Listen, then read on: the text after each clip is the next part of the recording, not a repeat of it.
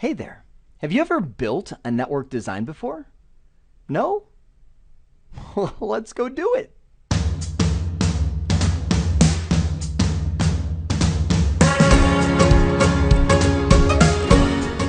Because it would be an absolute travesty if we went through all of that great stuff on architecture that we just did, going through the skill, and you never got the opportunity to put your skills to the test. So here's what I've got.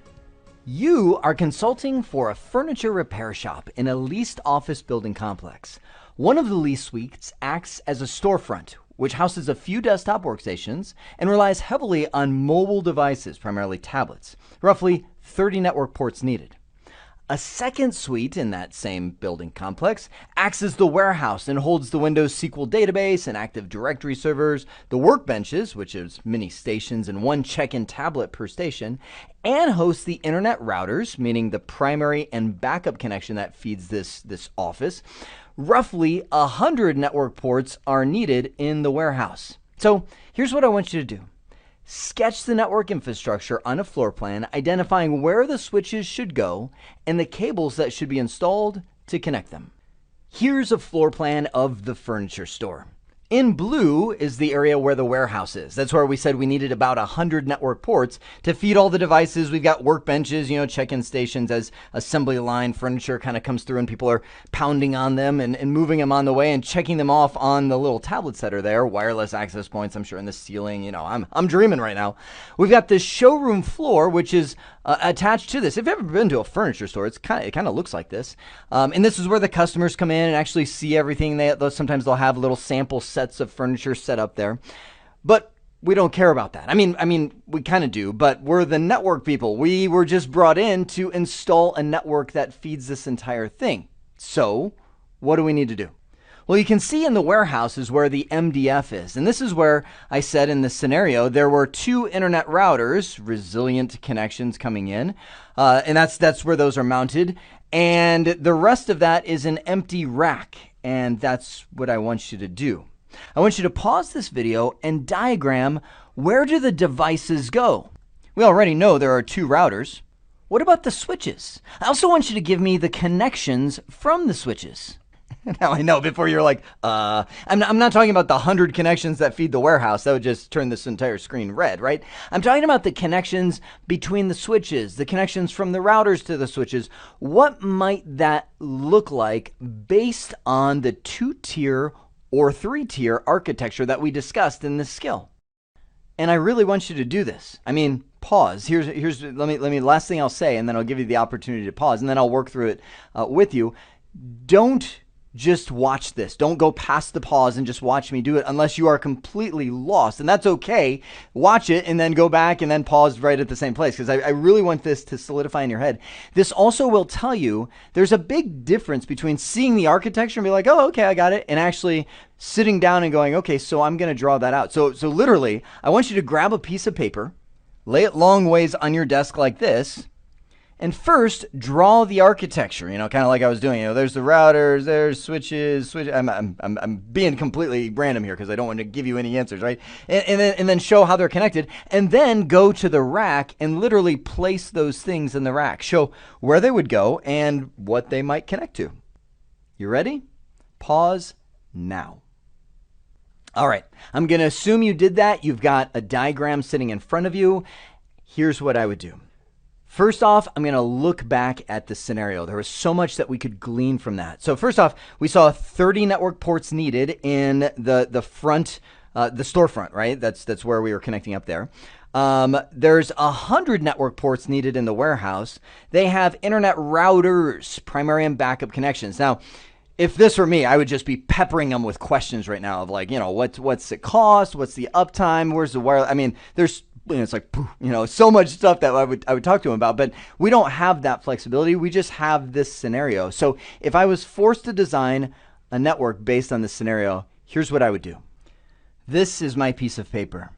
We only have 2 rooms, so I would split the paper right down the middle. I'd say this is the MDF and this is the IDF. Now, you may or may not have done this at all. I'm just giving you what I would do in my mind. And I would say, okay, well, I know that there are 2 internet routers in the MDF with connections coming in. Okay, What does that tell me about this furniture store? Well, when I think of a furniture store that bought not one but two internet routers with 2 monthly recurring costs for internet connections coming in, I'm like, they need to be online. This is somebody who takes their data seriously and probably has gone through an outage or two to where they're like, that's it. We're buying 2 internet connections to make sure this place always stays up. So I would take that and say they probably then want 2 distribution layer switches. I'm thinking of the layers right now. Now I know right now this doesn't line up to the architecture perfect picture. This is real. This is, how you'd actually draw it out. We can draw it, in terms of, lining it up to the 3-tier architecture in just a minute. So I would say this guy over here would be the core 1. This guy over here would be the core 2. Now, I'd feel a little uneasy about that. You know why? Because they said that when they were in the warehouse, the warehouse said it needed 100 ports. Knowing switches like I do, I think, okay, there's typically 24 and 48 port switches. If I have 2 48 port switches, I'm still short, and chances are good 100 ports is their starting point. So hang on, let me think about this more. Core 1 and Core 2, I would probably make just the distribution layer switches. There would be no devices, or very few, the key devices plugging into that, and I would put a second set of switches underneath that. I'd still feel a little bit uneasy about that, and I know I'm bleeding a little bit into the connections as I do that. It just naturally comes to me. Let's just call this, for the sake of this example, access 1 and access 2. These would be my 48 port switches. That gives me 96 ports total connectivity in that warehouse area, plus whatever these guys are. So if these were both 48 port switches as well, that's fine and dandy. I've got plenty of ports, and I would assume there would be a few more key devices in the warehouse, printers, wireless access points, router connections, right? Coming out, those are key devices. Those would go into the core, so I would go, okay, I've got kind of enough. Now, is it going to be pure? Let's just imagine with me for a second. Can close your eyes. You're walking into that warehouse MDF, and you're looking around, and you're like, oh, okay, there's really, they put everything in the cloud. There's the 2 routers, a couple WAPs, and everything else is tablets and kind of, non-key devices. Am I going to sit there and be like, well, we've got to buy some more switches? But no. I'm not going to be dumb. I'm not going to, and I've seen like, why did they spend so much on that? So I'm going to say, yeah, we can put some non-key devices there, even though it's not, quote unquote, pure to the model, right? So I always like blending a little real world into, model. Now, let's go to the storefront. In the IDF, we also have another little rack. And in there, I would put 2 switches. Probably because I would buy them in bulk. And this is where Jeremy, the marketing guy, is coming in, right? I would buy 2 more 48 port switches. So I would just say, you know what? We need for this furniture store 1, 2, 3, 4, 5, 6 48 port switches. Now, where would these guys connect to? These are our switches as well, right? I would have these connect up to here and here and here and here. Now, if you only put 1 switch in the storefront, totally valid as well. Totally valid as well. I'm not going to at all say that's a bad design. You shouldn't do it. Yeah, I mean, especially if the furniture store was like, hey, we got a budget, we got to get on it. But usually when I'm building out an MDF, I'm building out an IDF, I'm going to set it up right. This is coming to me. So if it makes the video, great. If not. So I just literally got back from lunch. I'm talking to you right now. I had a bowl of chili, right? I went in to the chili, and it's $3.49, right, for the bowl of chili. And they go, what do you want on it? And I go, let's do the onions, the cheese, and why don't you throw some sour cream on there? And she was like, okay, well, sour cream's an extra $1. And I'm like, an extra $1 for like a dollop of, like just a dollop. I just want like a little, And she goes, yeah, it's an extra $1. I'm like, okay.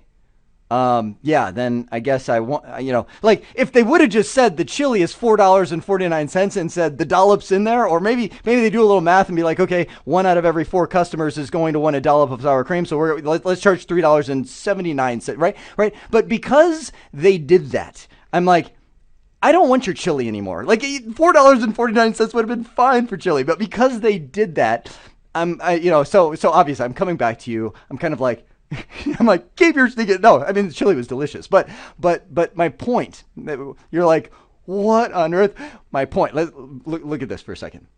I want in 2 years, when that storefront expands and they've got 50 ports of stuff, where they're like, man, I'm glad that guy who came in and connected our network with, oh, by the way, Access 3 and Access 4. I am so glad that he put an extra switch in the rack so we don't have to add one now later that's a different brand or a different model because they don't make the old model anymore. And you know what I mean, right? Like put the sour cream in there. Just include it, man. Put the switch in the rack so that you've got the network built, and then allow the customer to say, "Oh, I don't want that." Right? So, okay, there was so much I just did in that little thing. Let's come with me back to the slide.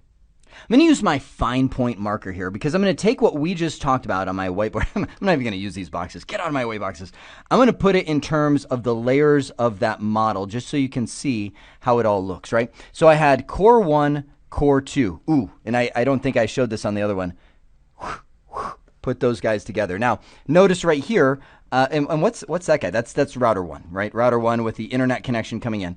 This I would set up as a lag port or an ether channel if you're talking the Cisco language between those two switches. I don't think I showed that to you on the other one. Over here is router 2, right? That's got the second internet connection coming in. Then I would fan that out to my 1, 2, 3, 4 switches in the MDF, and 1, 2, because we like our sour cream, in the IDF. Foom, foom, foom, foom. This guy, foom, foom, foom, foom, foom, foom. Access, distribution. This, my friends, is a collapsed core, perfect model for the furniture store. Helpful? I hope so. If you were like, if the very first time I did that, if I've done that 100 times, but the very first time I did that, when I was a CCIE. Can I say that? I was a CCIE, which means I had gone all the way through. It's like, here's your PhD in Cisco, right? And I went to my first job where they said design a network, and I was like, just because the CCIE is like, you are a ninja at configuring and troubleshooting, and there's just a completely different mind that you have when you actually design a network. The more of these kind of things you can do for yourself, it's so good. Such good learning. Cool? All right. Well, that is how you design, at least I would say, a base level network. If you want more of that, by the way, I stole this scenario from a real world series I created at CBT Nuggets called IT Expert Switching. I go into a lot of depth and the core switch stuff that you need. So if you want more of that, some of the core features and just making stuff work, that would be a great series for you. So anyhow, I hope this has been informative for you, and I'd like to thank you for viewing.